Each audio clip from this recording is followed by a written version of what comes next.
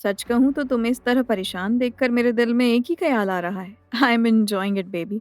अब मेरी बारी आई है। रणविजय की ये बात सुनकर मायरा ने उसकी तरफ देखा। रणविजय के चेहरे पर एक कुटिल मुस्कान थी। तभी रणविजय ने आगे कहा, क्या तुम्हें याद है एक दिन तुम इस घर से मुझे बेइज्जत करके गई थी? तो मैं तुम्हें अपने घर में लाकर ये बताना चाहता हूँ कि तुम कॉलेज में बहन जी टाइप दिखने वाली लड़की थी और तुम्हें कोई देखता भी नहीं था। लेकिन मैंने तुम्हें भाव दिया और उसके बाद तुम्हारे इतने तेवर आ गए कि तुमने रणविजय को ना बोला। हिम्मत तो देखो तुम्हारी। तुम अपने आप को समझती क्या हो? मायरा को रणविजय की बातों से कोई मतलब नहीं था। इस टाइम वो सिर्फ शनाया को लेकर परेशान थी।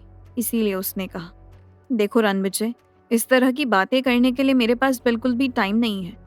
ये सब बातें हम बाद में भी किसी दिन कर सकते हैं। अभी मैं शनाया को लेकर बहुत ज़्यादा परेशान हूँ क्योंकि शनाया सुबह से घर पर नहीं है और ना ही उसका फ़ोन मिल रहा है। क्या प्लीज़ तुम मुझे बता सकते हो कि वो कहाँ पर मिलेगी? या फिर तुम जानते हो कि वो कहाँ पर जा सकती है? तुम तो उसके अच्छे दोस्त हो और तुम्हें उसके बारे में सब पता होता है। माहिरा की बात सुनने के बाद रणविजय के ऊपर बिल्कुल भी इस बात का असर नहीं हुआ कि शनाया सुबह से घर से गायब है। उसके चेहरे के एक्सप्रेशन बिल्कुल नॉर्मल थे। उसे देखकर बिल्कुल भी नहीं लग रहा था कि उसे शनाया की जरा सी भी फिक्र हुई है। ये बात सुनकर मायरा ने हैरान नजरों से उसकी तरफ देखा और गुस्से से बोली, तुम कैसे लड़के हो? जो लड़की तुमसे प्यार करती है वो सुबह से गायब है और तुम्हें उसकी जरा सी भी परवाह नहीं है? रणविजय ने मायरा को तंज भरी नजरों से देखा और फिर बोला, प्यार माय फुट, मैं उससे कोई प्यार नहीं करता। वो बस मेरी ज़रूरत है और जब मुझे ज़रूरत होती है मैं उसका इस्तेमाल कर लेता हूँ। और तुम्हें क्या लगता है तुम्हारी बहन मुझसे प्यार करती है? नहीं, मेरे पास भी वो इसीलिए आती है क्योंकि मैं उसकी ज़रूरत को पूरा करता हूँ। मायरा बहुत देर से रणविजय की सारी बातों को बर्दाश्त कर रही थी, पर अब जो उसने कहा था वो उसके बर्दाश्त से बाहर था। इसीलिए वो उसके करीब आई और उसके गाल पर जोरदार तमाचा मारा और चिल्लाते हुए बोली, पहले मैं सोचती थी कि शायद तुम्हारे अंदर थोड़ी बहुत इंसानियत है, लेकिन नहीं, तुम तो बहुत ही घटिया इंसान हो। तुम सिर्फ लोगों को इस्तेमाल करना जानते हो। ये कहकर मायरा तेज कदमों से वहां से निकलकर जाने लगी। पर इससे पहले कि मायरा दरवाजे तक पहुंचती, रणविजय ने पीछे से उसका हाथ पकड़ा और उसे अपनी तरफ खींच लिया और उसका मुंह पकड़कर उसे दीवार से सटा दिया और उसके बहुत करीब आकर बोला, वाह मैडम, मेरे घर में आकर मुझे तुम थप्पड़ मारोगी और फिर मुझे उल्टा सीधा भी बोलोगी और मैं तुम्हें इतनी आसानी से यहाँ से जाने भी दूंगा? इतना शरीफ क्या मैं तुम्हें दिखाई देता हूँ? नहीं ना। कॉलेज के ज़माने से मैं देखता आ रहा हूँ, तुमने हर कदम पर मेरी बेइज्जती की है। आज मैं तुम्हारा वो हाल करूंगा कि तुम किसी को मुंह दिखाने के काबिल नहीं रहोगी और मेरा बदला भी पूरा हो जाएगा। इससे पहले कि रणविजय उसके साथ कुछ गलत हरकत करता, मायरा ने तेजी से उसके पेट में बहुत जोर से लात मारी, जिसकी वजह से रणविजय दूर जाकर गिरा। मायरा को यही मौका सही लगा। वो जल्दी से वहां से निकलकर दरवाजे की तरफ भागी और दरवाज़ा बाहर से बंद करते हुए उसने रणविजय की तरफ नफरत से देखा और गुस्से से कहा, इस भूल में कभी मत रहना कि मैं वही पहले वाली भोली भाली सी मायरा हूँ। तुम्हारे जैसे लोगों को सबक सिखाना मुझे बहुत अच्छे से आ गया है। आज के बाद अगर तुम कुछ भी मेरे साथ उल्टा सीधा करने के बारे में सोचोगे तो अपनी इस मार को याद रखना। ये कहकर मायरा ने तेजी से दरवाज़ा बाहर से बंद किया और जल्दी से उसके घर से बाहर निकल गई। बाहर आने के बाद मायरा ने फिर से शनाया का नंबर डायल किया, पर अभी भी उसका फ़ोन बंद ही आ रहा था। मायरा को समझ में नहीं आ रहा था कि अचानक से शनाया कहाँ पर गायब हो गई। इससे पहले भी कई बार उन लोगों का आपस में झगड़ा हुआ है, पर इस तरह से वो कभी भी घर छोड़कर नहीं गई थी। ये सारी बातें सोचकर मायरा की बेचैनी और भी ज्यादा बढ़ रही थी। कुछ सेकंड वो ऐसे ही चुपचाप खड़ी रही। फिर उसने सोचा कि हो सकता है घर पर मॉम या डैड को कुछ पता चल गया हो शनाया के बारे में। पहले घर चलती हूँ, उसके बाद फिर देखती हूँ आगे क्या करना है। ये सोचते हुए उसने जल्दी से ऑटो लिया और सीधे अपने घर पहुंची। पर जब वो घर आई तो उसने देखा ड्राइंग रूम में सुनैना और महेंद्र परेशान बैठे हुए थे। जैसे ही उन्होंने मायरा को अंदर आते हुए देखा, दोनों तेजी से उसके पास आए और बोले, क्या हुआ मायरा, कुछ पता चला शनाया का?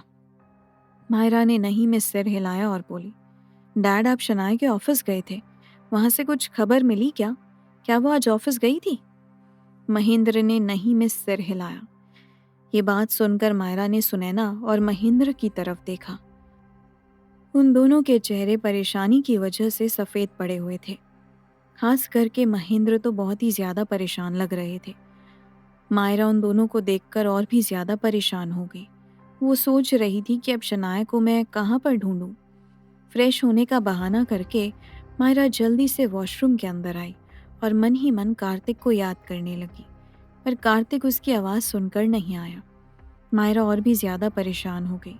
उसे लग रहा था कि अगर कार्तिक आ जाएगा तो वो शनाया को ढूंढने में उससे मदद मांगेगी, पर लाख मिन्नतें करने के बावजूद भी कार्तिक वहां पर नहीं आया। पूरी रात इन तीनों ने जाग कर काटी और लगातार शनाया को फ़ोन मिलाते रहे, पर शनाया का फ़ोन अभी भी बंद था। दूसरी तरफ सिद्धार्थ के घर पर अगली सुबह सिद्धार्थ की अचानक से आँख खुली और उसने जैसी अंगड़ाई ली तो उसका हाथ अचानक से अपने बगल में लेटी हुई लड़की के ऊपर गया। उसने जल्दी से अपने बेड के दूसरी तरफ देखा तो वहां पर एक लड़की सोई हुई थी। अचानक से सिद्धार्थ को कल रात वाली सारी बातें याद आ गई कि वो लड़की उसे किस तरह से क्लब में मिली थी और उन दोनों ने बहुत ड्रिंक की थी और कैसे वो उसके साथ उसके घर पर आ गई थी। ये सब सोचते हुए सिद्धार्थ उठकर वॉशरूम चला गया। दरवाज़ा बंद करने की आवाज़ सुनकर वो लड़की उठकर बैठ गई। सिद्धार्थ फ्रेश होकर जब बाहर आया तो वो लड़की कपड़े पहनकर बैठी हुई थी। सिद्धार्थ ने उसकी तरफ देखा और मुस्कुराते हुए बोला, कितनी अजीब बात है, हम दोनों ने पूरी रात एक साथ बिताई पर हम एक दूसरे का नाम नहीं जानते हैं। लड़की ने मुस्कुराते हुए एक अदा से अपने बाल झटकते हुए कहा, मैं रात की रानी हूँ।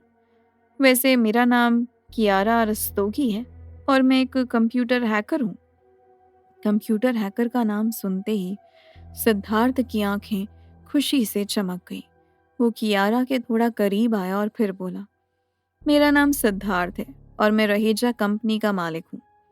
रहेजा कंपनी का नाम सुनते ही कियारा की भी आंखें चमकने लगी। उसे समझ में आ गया था कि कल रात उसने एक मोटी आसामी के साथ रात बिताई थी। लालच की फूलझड़ी उसके दिल और दिमाग पर जलने लगी। अचानक से सिद्धार्थ को कुछ याद आया और उसने कियारा से पूछा, क्या तुम कुछ भी हैक कर सकती हो? कियारा ने बहुत ही लापरवाही से जवाब दिया, यार मैं हैकर हूँ, मेरा काम ही चीज़ों को हैक करना है। कंप्यूटर से रिलेटेड कोई भी सिस्टम को मैं आसानी से हैक कर सकती हूँ। ये सुनते ही सिद्धार्थ का चेहरा खुशी से चमक उठा। उसने खुश होते हुए कहा, ठीक है कियारा, पहले तुम फ्रेश हो जाओ, उसके बाद मेरे पास एक हार्ड डिस्क है।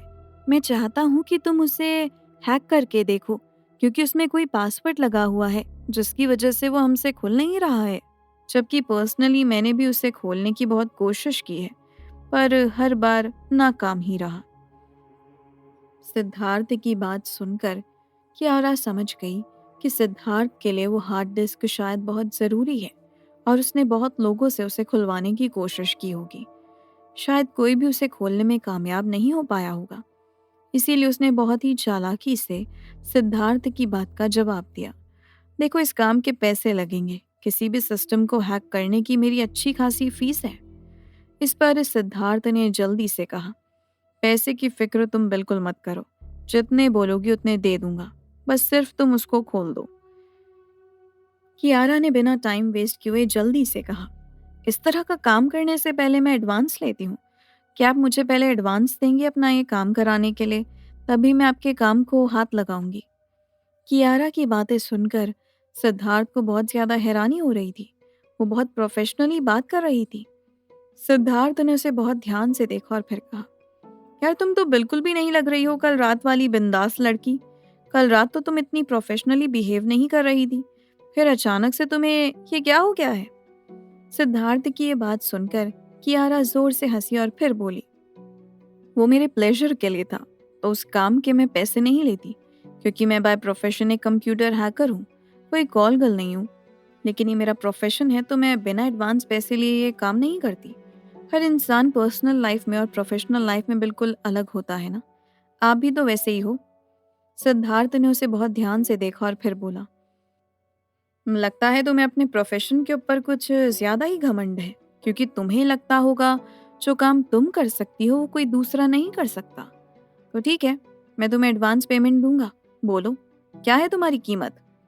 सिद्धार्थ की बात सुनकर कियारा खुश हो गई और उसने कहा, मैं आपके इस काम को करने के पूरे 10 लाख रुपए लूंगी। ये रकम सुनते ही सिद्धार्थ ने हैरान नजरों से उसकी तरफ देखा और कहा, ये कुछ ज्यादा बड़ी रकम नहीं है उस हार्ड डिस्क को खोलने के लिए? सिद्धार्थ की बात सुनकर कियारा को हंसी आ गई और वो बेड से उठते हुए बोली, आपका काम भी तो बहुत बड़ा है ना, क्योंकि जब वो किसी से नहीं हो रहा है तो जाहिर बात है तभी आप मुझे मुंह मांगी कीमत देने को तैयार हो। इसका मतलब उस हार्ड डिस्क की आपको बहुत ज़्यादा ज़रूरत है, या फिर वो आपके प्रोफेशनल के लिए बहुत ही कीमती है? कियारा की बात सुनकर सिद्धार्थ मन ही मन खुश हो रहा था।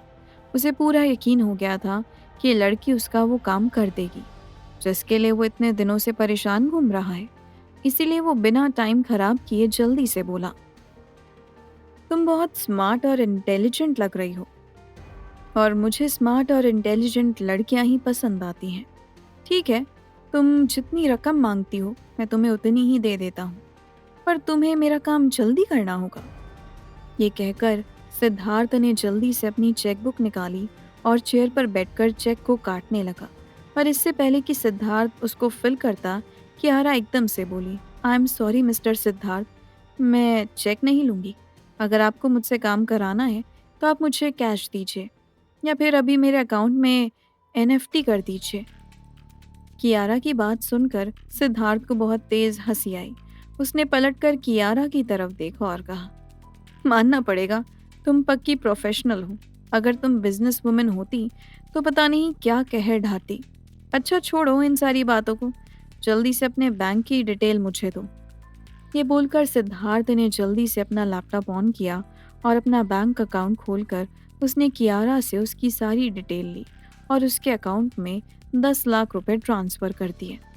जब पैसे ट्रांसफ़र हो गए तो सिद्धार्थ ने कियारा की तरफ देखा और कहा, तुम अभी थोड़ी देर यहीं पर रुको, मैं हार्ड डिस्क मंगाता हूँ और तुम फिर उसको चेक कर लेना। सिद्धार्थ की बात सुनकर कियारा ने हैरान होते हुए उसकी तरफ देखा। शायद वो इस वक्त सिद्धार्थ के दिमाग को पढ़ने की कोशिश कर रही थी।